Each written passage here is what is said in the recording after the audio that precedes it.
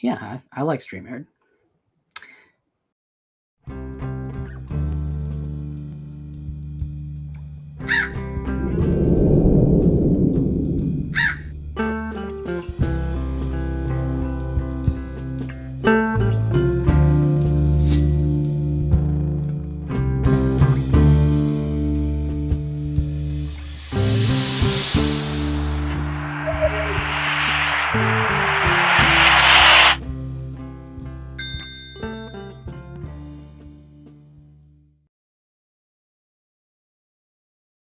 Hi, welcome to Visited by Voices. The new show is called Erich Zann's JukeBox.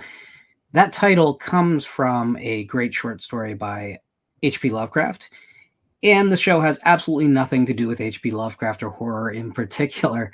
What it has to do with is music, which is, if you've read my bio that appeared on all my books, it talks about the Thunder Lizard backbeat of rock and roll. And while I listen to a lot more than just rock and roll, I listen to a little bit of everything except reggae, basically. Rock and roll is my foundation. And I use that term probably as broadly as I use horror to encompass anything that has the spirit of rock and roll. It's not about what instruments are used or how the singer is singing. It's about that spirit of rock and roll. I am joined today and in the future on all Erich Zann JukeBox episodes by a friend of mine and also someone who we can go down every rabbit hole in music imaginable, Mr. Jeff Bradley. Hi. Jeff, why don't you introduce yourself to folks and keep it clean? My name is Jeff, friend of Lauren's, allegedly. As much as you can be, right? Fan. And fellow fan of horror, although I have to admit I'm newer to it.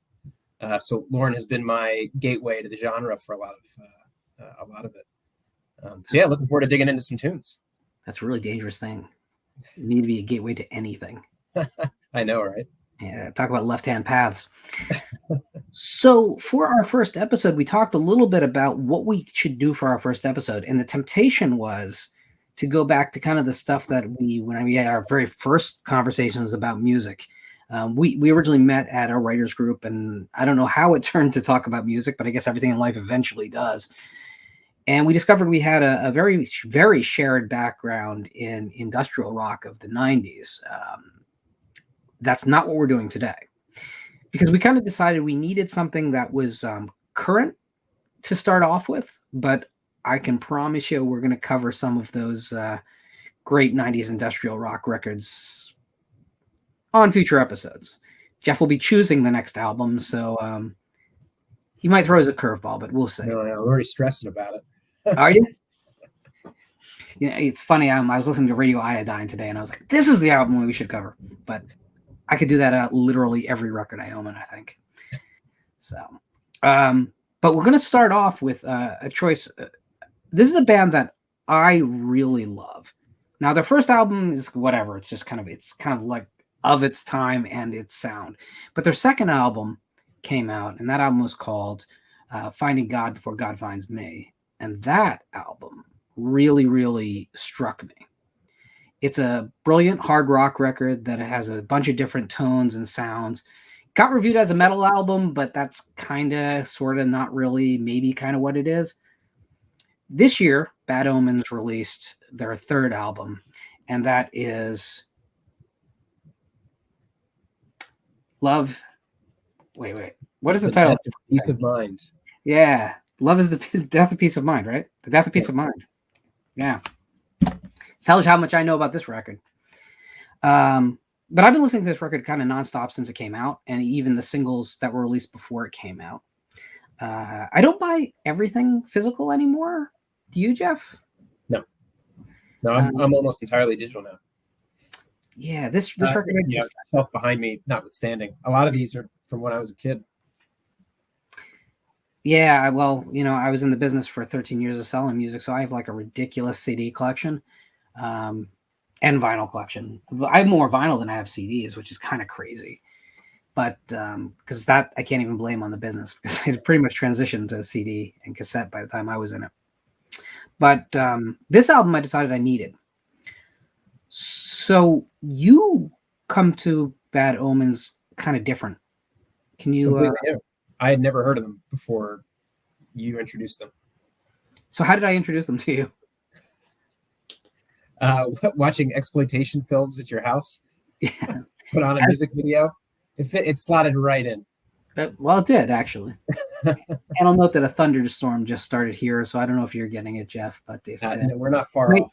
We may have some ambient sound, and maybe we'll even lose power and have to do this another night. That'd be exciting, wouldn't it? So I believe that was a bad omen. It's a bad omen. So I believe that was a track though from the previous album. I think it was Dethrone off of. No, it was one of the new ones. I think it was Artificial Suicide. Was it Artificial Suicide? So I started with the heavy one, which is probably just to kind of like the shock and awe effect. Mm-hmm. But that's the only song on this record that's really like that.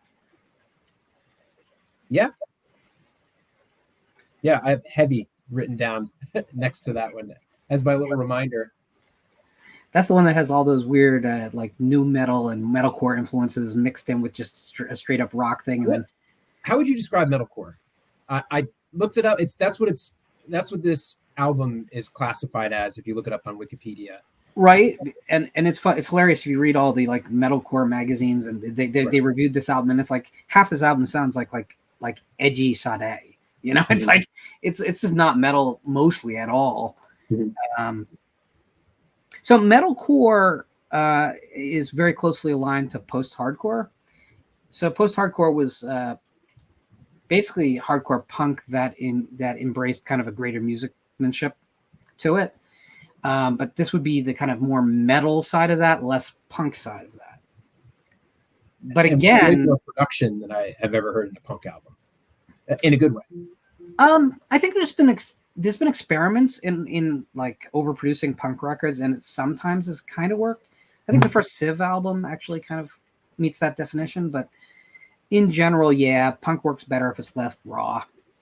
I don't know that metalcore is a great description of this album, even at its heavy side, though, because again, even Artificial Suicide, you have that breakdown right in the beginning of the track where it becomes almost like a Simon and Garfunkel track for like 30 seconds. So it's kind of a little bit hard to pin down what they were going for. And I kind of love it for that. If the biggest compliment I can give this entire album, and I enjoyed it. Like I said, I came into this not like this isn't the genre I would normally pick, this type of band. But I listened to this album like several times through. Took it with me running, and it's great for both general listening and just active listening. But if there's one compliment I could really pay to it, it's in the variety within each song. There's like, you have your really heavy moments and your atmospheric lulls, and there's kind of interesting programming, kind of tying it all together, your synths and bleeps and bloops and drum breaks and things. But it's really well tied together. You think of a genre like dubstep, which has a bad rap as being like atmospheric sort of techno, and then just someone spinning a drill in a PVC pipe for 30 seconds and then going back to like weird atmospheric stuff, which is fine, but it's completely disjointed. Every single track here, even wildly differing as they did within the scope of each song, always felt tied together, which I was surprised by. I was not expecting that. Yeah, I think that it kind of lulls you into thinking it might be a concept album, but because there's certain phrases that are repeated song to song, and there's certain almost musical refrains that appear in very unexpected ways. So it does all come together as a thing. But on its surface, I mean, there's pop songs on this record, and then there's something like Artificial Suicide, which is, I think most pop fans would probably have some kind of an allergic reaction to Artificial Suicide. So I'm not sure completely who this album is for, except for me and you. Do you know what I'm saying? Like, I don't know who I really can point towards the album, but I want to point everyone towards it. I like to think that that they got pissed at their own fans or something and just decided to do a big old middle finger to everybody, which is great. I love it when bands do that. Some of the best albums kind of came from that. Right? Like look at Radiohead in the 90s. OK Computer. And, so Radiohead said, okay, we're tired of being compared to The Cure. Let's do something else. Right. But I can imagine like a metalhead like rocking to this album and then getting to Somebody Else or Who Are You, right? And just like suddenly like pulling up to a light and having to turn the volume down so the car next to him doesn't hear. Yeah, and the other thing that's crazy about this record too is that like it sounds like there should be a bunch of whiplash because the styles are all over the place, but it really doesn't feel like that, right? I mean, no. Like it should be. The voice holds it together in a lot of ways, right? What's his name? Noah Sebastian. Yeah, he's got real vocal talent, like for sure. I don't know if it's on the production side of things. I didn't actually check out any live recordings of him, but certainly on the album, it's you can tell he's got talent, which is unusual in my mind especially as someone who came from industrial, right? Which is basically not a prerequisite to be a great vocalist, right? Yeah. In fact, it was like frowned upon. If you can hold a note for longer than Al Jurgensen, there's a problem.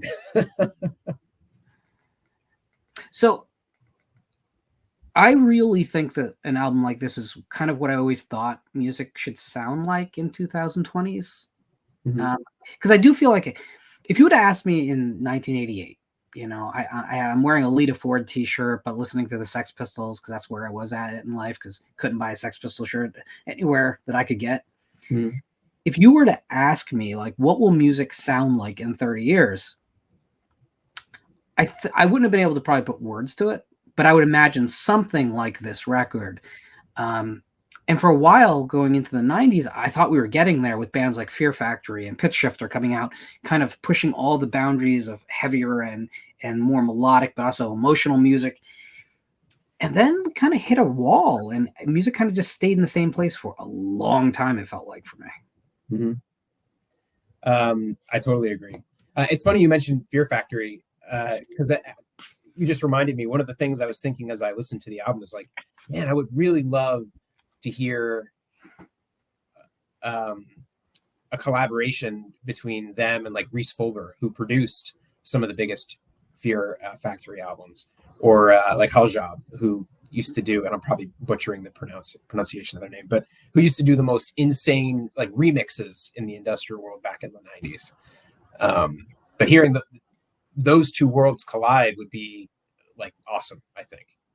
Well, the reason I kind of smuggled Fear Factory's name into the conversation is because they were kind of the first band out there to do the ultra clean vocals followed by the ultra dirty vocals, which is something that happens a lot on this record, right? So a lot of bands out there right now are doing clean and dirty vocals, but this is a bit different because Noah Sebastian is capable of actually hitting and maintaining really complex registered notes. And then he'll go for the dirty stuff, and you expect that to come off as weak because most of the guys who focus their voice in one direction. But no, you know, he pulls both. One ruins the other too, doesn't it? Like when you're singing dirty, it destroys your throat. Eventually, everyone sounds like Tim Skold. Yeah. This is gonna be a lot of deep cut name drops that everyone's gonna have to like take down a spiral notebook worth of notes to go look. Yeah, put it in the comments below. Yeah, exactly.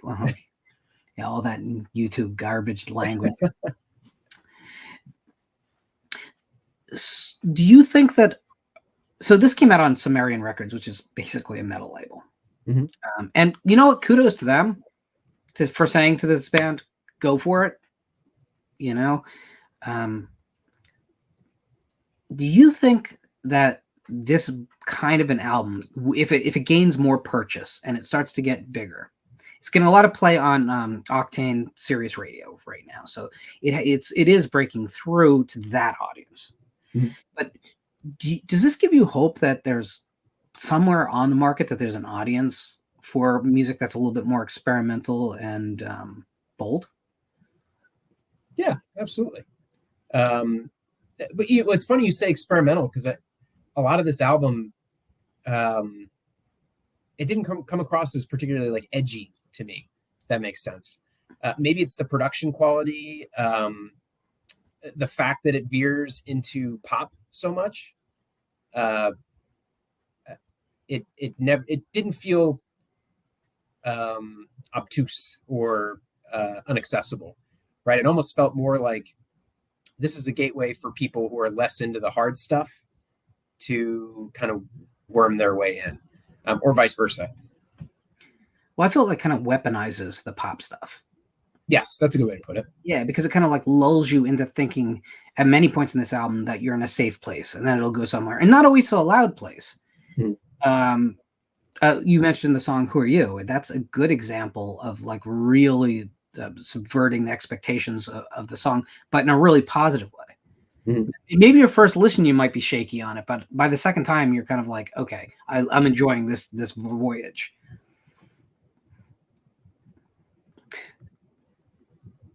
Almost, his vocals are almost feminine at points in that one, which feels out of place in the genre, or what I would suspect the genre to be, right? Like the growling metalcore. No, I think that's entirely right. Mm-hmm. Things have changed a little bit in the ultra masculine thing, although that heavier music usually had gone for. But again, we've mentioned programming, we've mentioned synths, so we're kind of going back to our comfort zone really with this record. There's a lot of industrial influences. It's not an industrial record. I want to make that real clear. It's not. But it shares a lot of the same influences that birthed industrial. I keep telling people when I'm describing this record that to me this is almost a Joy Division record if Joy Division occasionally got really angry. Yeah. I mean, I tend to hone in on that stuff just because I love it instrumentally, especially when a band can pull it off live. Like that's just always to me incredible. If a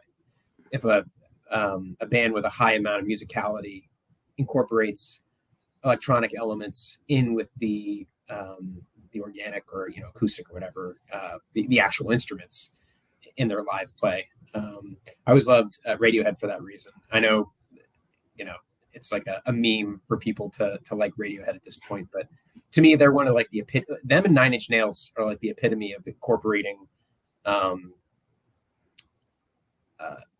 good just musicianship with awesome electronic stuff. It's funny because, and this is going to be another industrial reference, so here we go. But it's funny because the line was blurred really early on with all that stuff. Like, Stigmata from Ministry was probably the first hard metal industrial song that most people heard. Because Lead, Rape, and Honey comes out, what is that, 89? What is it? It's like, yeah, it's early. Mm-hmm. But the interesting thing is that all those guitars are samples. There's not a live guitar on there. Yeah, that Frontline Assembly too, right? Their Millennium album was, just blatantly ripped off. I forget, was it Judas Priest or something? It was just like a... Yeah. It wasn't until KMFDM hired a live guitarist that people were like, "Oh, we have to do that now." Actually, I don't want the money. I wrote KMFDM next to that as like, this is probably gauche of me to use that as a mnemonic for me on each of these tracks, as like other albums or songs I know, but that one struck it. Like when I'm writing it down that way, it's a good way. Like I love listening to the more metal moments of KMFDM, which had like a lot of breakbeat and fast synths that sounded like guitars, and guitars that sounded like synths. Mm-hmm. Their whole shtick was like the round robin of vocalists and like everyone. It's like a jazz group on meth. That occasionally are blamed for school shootings. Yeah. Yeah, exactly. That's topical. So it's, by the way, their best album, Light, easily, right? Okay. So this will show you how I diverge, because I say MDFMK. Really? Yes. Wow. Major label record. Yeah. See, I do love Angst which was the most metal they get. Right. But I like I do like Money a lot as well. But under KMFDM, I'd probably say Angst. okay, that's fair. That's cool. Bringing it back to Bad Omens. Mm-hmm. When I came across the previous album, which is a much more what you think it will be, it's a heavier record. But at times it reminds you of bands like Therapy, right? Whereas it's kind of like bass heavy and growling, just kind of beating you in the skull. I came to this expecting kind of that, and they released Artificial Suicide early on. So I was like, okay, it's cleaner, it's more produced, but I get what's happening. Mm-hmm. And then I turn on the record, and of course, you know, the songs like the No God, No Religion, just a life of bad decisions, right? I'm not sure the title. I could probably read it off the CD. But, Bad Decisions. Yeah. And Chill Out Ambient, which transitions into pop. And I wrote Blink 182 at the end. Yeah. And weirdly, it's my favorite track on the record. You know, I was thinking you were going to ask what was your favorite track. And I kept on every listen I went through and I was like, okay, yeah, this one's probably my favorite. No, I think this one's actually my favorite. No, this song's actually my favorite. I legitimately couldn't pick. To me, that's a sign of like a good album. Even albums I love, I can tend to, there's like one that like wrote me in that I just keep coming back to, one song. Here I have a really hard time. I really like The Gray. What Do You Want From Me? I really like because it veers more towards industrial than any other songs. But everything from start to finish, it's just solid. Like everything's at minimum A-, and everything, you know, the other a couple songs veer up. And yet it's such a gamut. So it's so interesting that they didn't just lean on easy. Mm-hmm.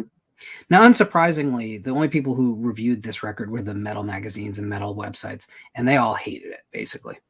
Right. Because they all said there was too many lulls on the record, there's not enough up points. And I think they just were reviewing it as a metal record. And as a metal record, it probably is as bad as they're saying. Mm-hmm. But that's the point. They might be some variation, some form of metal, but this album is not a metal record. I would agree with that. Yeah, it's. I hate to say it. This is probably what alternative should have grown up into. I don't know. That's tough. This feels more like if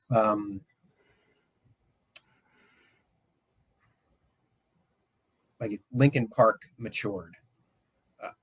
You got rid of the rap influences? Yeah. Because I don't hear much urban on this record, though. Yeah, but you know what? It is matured is the wrong term. I think, yeah, moved further away from the rap influences better. Because there are songs here that are just hip hop. Who Are You? Somebody Else. I mean, Somebody Else is like straight up hip hop, I think. It even has like a blues lick thrown in there. I can definitely see the blues. Maybe I'm leaning more on the percussion elements, but that's how it came across to me. It might have just been that I was really in my groove running.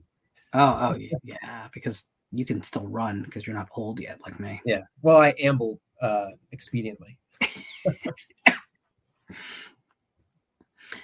The other thing I kind of like wanted to talk to you a little bit about in reference to this record is that you remember like when music videos were still a real thing on MTV?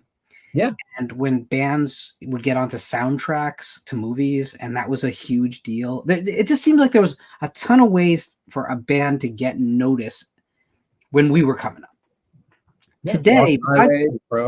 Yeah, today, besides getting into a Grand Theft Auto video game, like how's a band like this gonna get the exposure from the mainstream? Don't get me wrong, this is not an obscure band. They're doing fine. They're doing well. But I still feel like, in my heart, I feel like rock and roll should still be the center of the musical universe for young people. And I know it hasn't been that way for a long time. I get it. I'm old. Fine. but a band like this deserves at least a shot at that. I honestly don't know. I feel completely out of touch with how music becomes popular these days, if I'm being honest. You know, albums I love will come out and go completely unheard, and then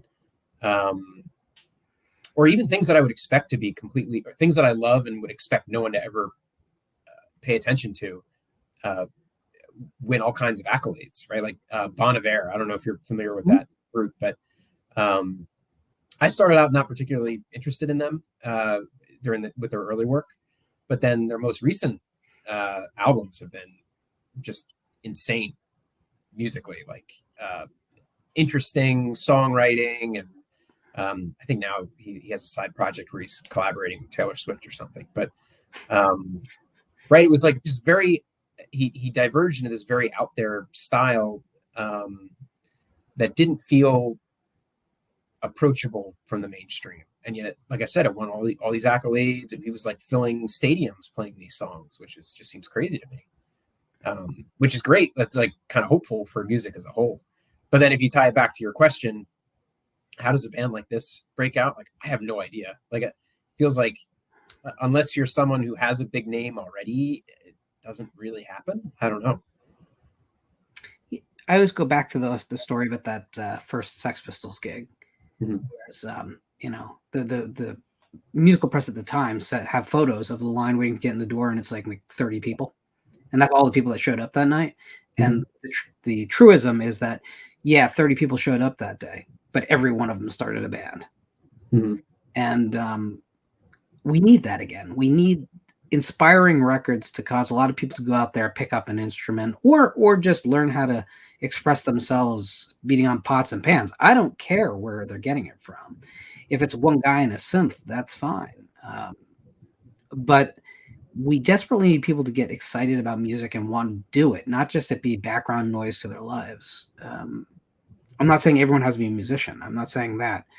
But for it to be aspirational for young people, like they feel like it is a soundtrack and a guiding force, that's really important. I think this is one of those rare records that could really be that for the right, like, loner kid in school without a ton of friends. And I'm not making this personal. Mm-hmm.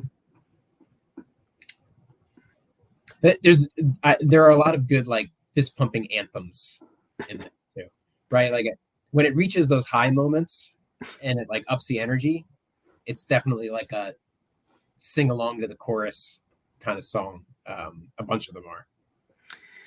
And lyrically, there's a lot of like really subversive little things done on this record. Mm-hmm. You mentioned I Don't Want the Money.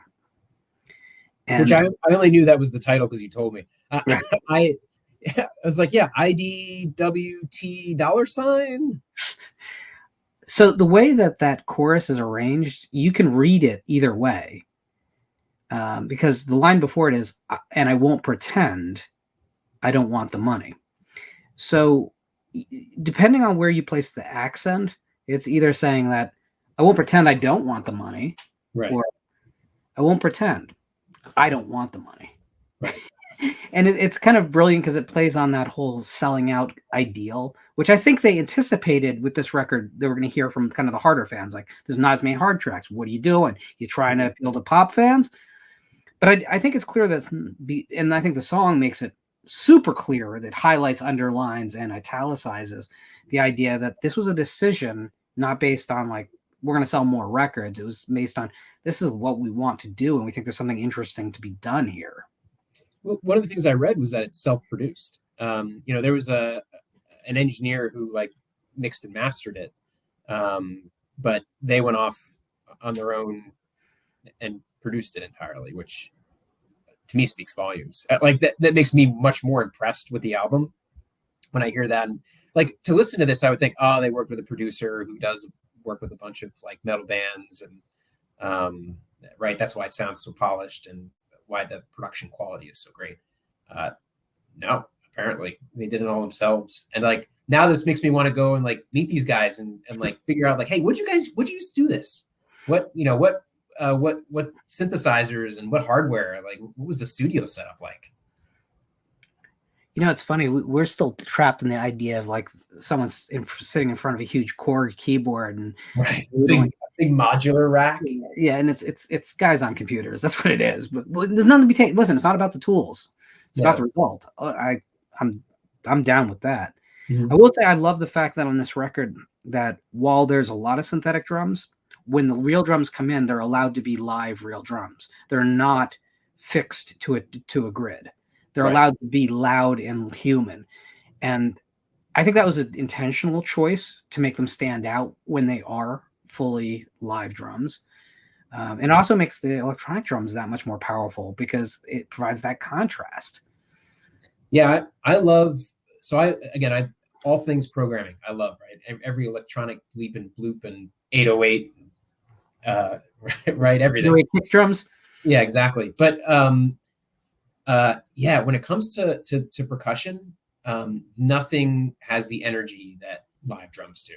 And I think one of the things that really gets me seeing live electronic music performed live or live music performed with electronic accompaniment is when all of a sudden, live drumming gets layered on top of the electronic stuff.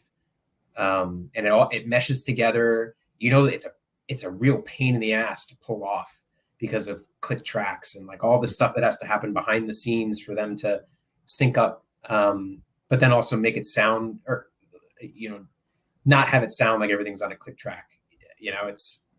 It's a crazy, you don't appreciate how hard it is to do until you try to do something like that and realize it sounds terrible. And there's bands that pull off the grid tracking percussion and bass lines really well. Mm-hmm. And then there's times when it's just boring because it's so precise. It's kind of like guitar dead notes, overused or used lazily. It doesn't work at all. But then you hear something like a Police song that's using them. Mm-hmm. And you're like, oh my God, it's a tool. There's a right and a wrong way to do this. Right. So, I mean, I do love the fact that embracing electronic elements into heavier music is not something new by any means, but it's almost an afterthought with this record. It's like, that's the tools we need to make the record we want to make. We're not making a point of it. This is just what we need. And you can feel that in it because every track, they're going into the toolbox for exactly what they need. Yeah, I could see, again, it kind of goes back to like wanting to talk to them and see where the vision came from, like who was doing the work, at the mixing desk.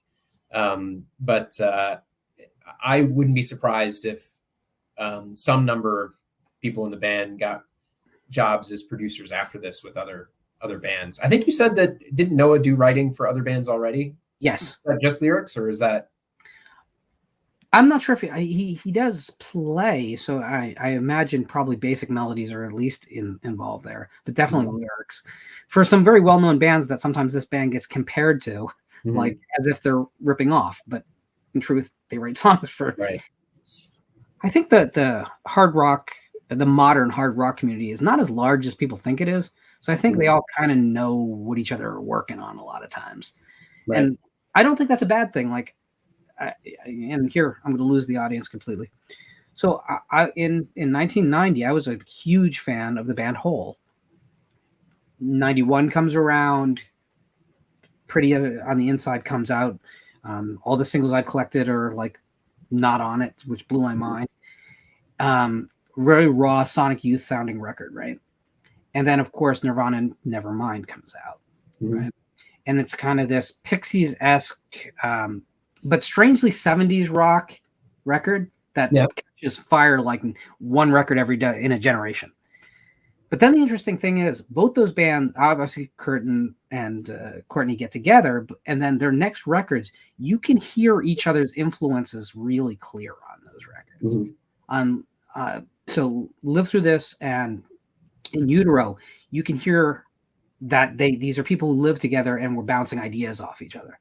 And it's not one way. Because you can't say that. The weirdest moments on In Utero are completely stuff that you can hear Eric Erlandsen's guitars from the first Hole record all over that. But you can also hear lyrically Courtney kind of spinning off of kind of all of Kurt's like weird naturalism. And I think that's a really magical thing, and that's just a distilled example. But I think that happens in music in general in a macro sense. Yeah. I think that when people say, "Oh, well, this band sounds like that band," it's easy to make that sound like, "Oh, this band is copying that band." But I think it's just music is struggling to find the future, and they're all doing it kind of at the same time. I'm not saying together, but inside a chamber, not an echo chamber, hopefully, but a chamber. Does that make sense? Yeah, absolutely. I think that happens in a lot of artistic mediums, writers, same deal, right? It's interesting when you find out certain writers are friends, and then you start, and maybe this is like that human, that very human thing of looking for patterns, right? And but Chuck Wendig and Jeff Vandermeer are friendly. I don't know how close they are, but they've done a lot of like book tours together, or virtual book tours.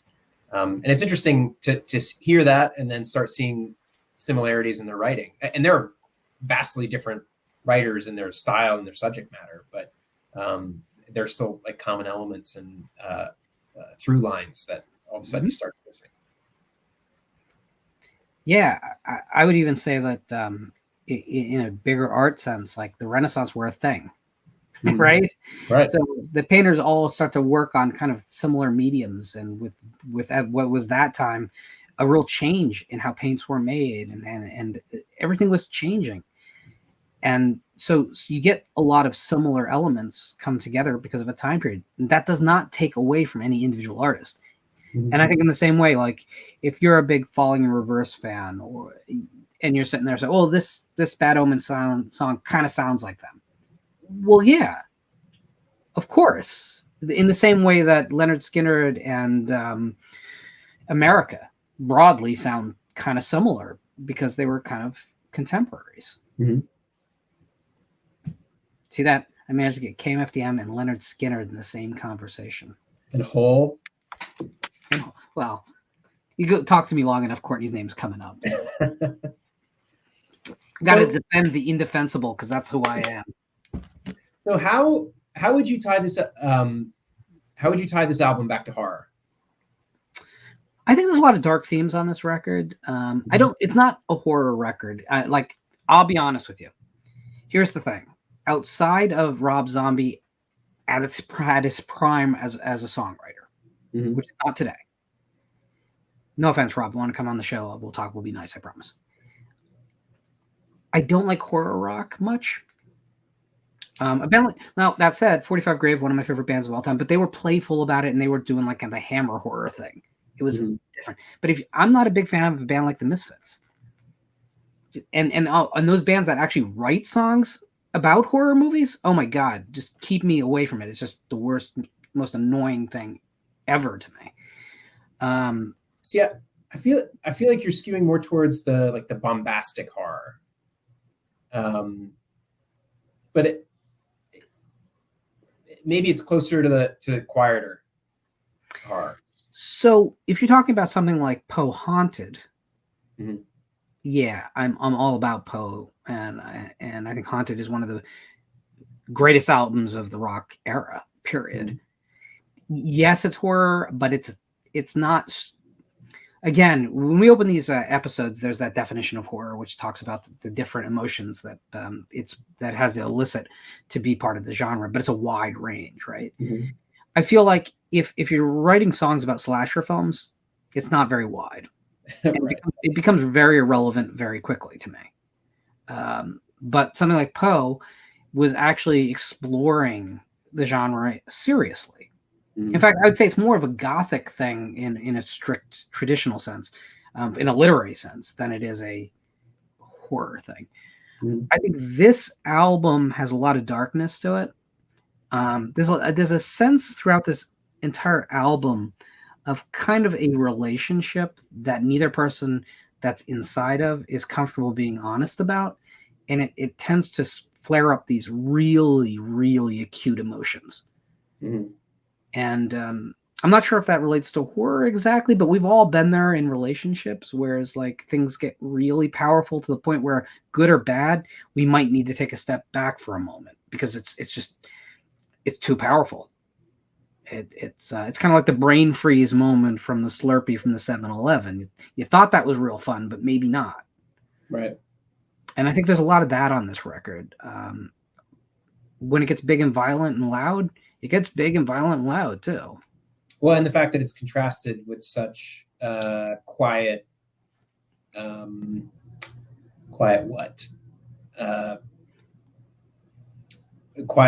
uncanniness, right? Like atmospheric, pads in the back and synth work. Like an uncomfortable contrasted with the heavy stuff. It feels like a horror movie.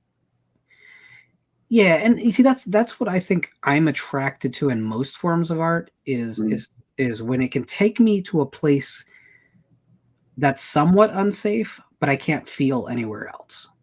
So whether it's a movie, and you've seen enough films that I've suggested to you, I'm not really the guy who just wants, hey, put a knife in a hand or put a monster on campus. I'm not really that guy. I always want to subvert expectations. I always want to go places that you wouldn't expect. I always want to feel something I just either have never felt before, or there's this one piece of art that I keep going back to because it's the only thing in the world that makes me feel like that. I always say that I'm a big fan of the original Friday the 13th, but when people talk about Friday, I feel like I'm talking a different language, like I saw a different movie, because the stuff I love is the sound of the birds echoing off the lake in those long shots where the sun is going down, and it feels like everything's gonna die because everything's gonna. But it's not the kill scenes.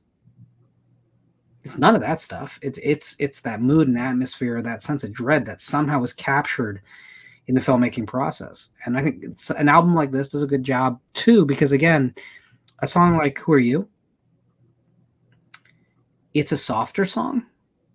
It's a moody song, but there's an undercurrent that you're waiting for something. It's the song that the beautiful couple is listening to while they bang before they're about to get brutally murdered. Right. It's the Lover's Lane anthem, definitely. Right. Yeah. Exactly. But I didn't want this series to be like horror music, because I think I don't think I like a lot of that stuff. No, I would agree. Yeah. But I think that if you look at the stuff that I do like, there's a lot of darkness to the music. I'm not a real light and fluffy guy, Even the stuff that no. Yeah, right.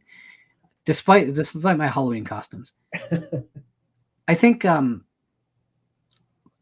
like I love the Cowboy Junkies, right? And while the Cowboy Junkies are anything but a dark band, there's a certain melancholy to them that's unsettling at the same time as it's really sweet. Or a band like the Sugar Cubes, which is this high energy pop alternative, right? But it's high energy. It's all over the place. But then if you dive into the music, there's songs about motor crashes, about dying in a car accident, right? So I think that it's very natural for me to gravitate towards dark stuff, because I think I can experience happy things in life. But a lot of the really dark stuff, there's no safe way to go there and experience at arm's length. And I think I do enjoy that. I'll repeat, as I always do, that I do not think that horror is therapeutic. It does not solve mental issues. Do not try and use it as medicine. That's a really bad idea.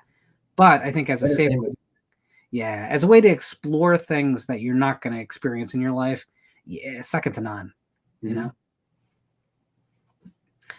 So let me ask you, Jeff, having subjected you to the record, but it sounds like it was a pleasant outcome. Schoolhouse grade, A, B, C, D, F. Where solid A. Like I said, I think B plus is the lowest it went at any point for me. And that would probably be Who Are You? Even though I like, especially that's something I didn't even talk about is, by the way, thank you for the opportunity to listen to an entire album again. Like so often now I'm guilty of it just as much as, the kids, consuming music in bits and pieces now, right? Like not even whole albums. I used to be the kid who would go home after school and listen to an entire album front to back. Oh yeah. Put it back to track one and listen to it again through. Which you don't get that experience anymore. So getting to listen to, or forced to listen to this album front to back and experience it as an album, I thought was fantastic. But I'm sorry, I jumped away from the question. I would say an A, right? Yeah, I think it's a solid A. It might even be an A plus. Right now, I'm really high on the record, so I want to say A plus. Mm-hmm. But I've had a lot of records that I get fixated on, Mm-hmm. and 4 or 5 years later, I look back and I've come down a little bit simply because other things have come out that I'm more passionate about and have a little bit more objectivity. But I don't see this thing ever going below an A. I just don't. It's a really, really solid record that deserves a lot of attention. It costs like $11 to buy the CD on Amazon. I'm a big supporter of buying physical music whenever you can. I think it does bring you closer to music. You're not gonna buy. I don't buy everything physical. In fact, I buy very little compared to what I used to buy physical. And I love having that instant download and you have the music. We'll say the CD sounds way better than the Amazon stream. Mm-hmm. Way better. So I would recommend it if you love the album. The vinyl's out there as well, and I do love vinyl, but I don't love vinyl pricing. Yeah, right. So I think when we're talking about a record that both of us would put as an A, I think it's safe to say that there's something here that people should just explore. You might not come out with the same impression that we did, but I think a lot of people would really do well to explore, because all I hear from people that's somewhere between your age and mine, because there's a few years between us, though I feel generationally we kind of lump. Yeah, we're close. Is that like, oh, well, there's nothing really new that's out that gets me that excited, or it's all bands that were, have been doing it for 30 years that I follow. And these guys are kids, they're all in their early 20s. Right. And there's something exciting about that. And depressing. Well, that's okay. I mean, mortality is whatever. Mm-hmm. But I really suggest everyone go out and listen to this record. And I think that this show is probably going to end up being a lot of that, because we're going to probably want to talk about a lot of records that we love and not so many records that we don't. Mm-hmm. So, and that's a little bit unusual. People think of me as the Debbie Downer of things, but rightfully so. You think so? I don't think I'm a negative person at all. That's the thing. Like, my reputation doesn't match me. Pragmatic and honest. Those I'll take those two. I'll pride myself on those two. But all right. Any final words on the Death of Peace of Mind? Just that I agree with you. There's something to listen to here, and even for me, who came at this, and it's not my genre, right? I did not expect to enjoy this, and if I can enjoy it, certainly you can. So, tell me this: you're not going to subject me to Tiffany or something for the next record, right? No. I don't trust a goddamn word you just said. Have a good one.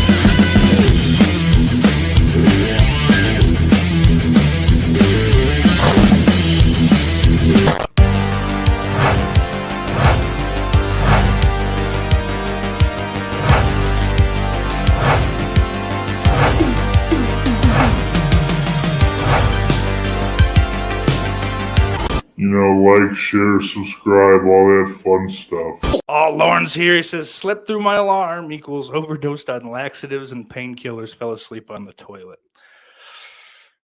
Damn you, Lauren. You know me so well. I watched like 3 movies from 2021.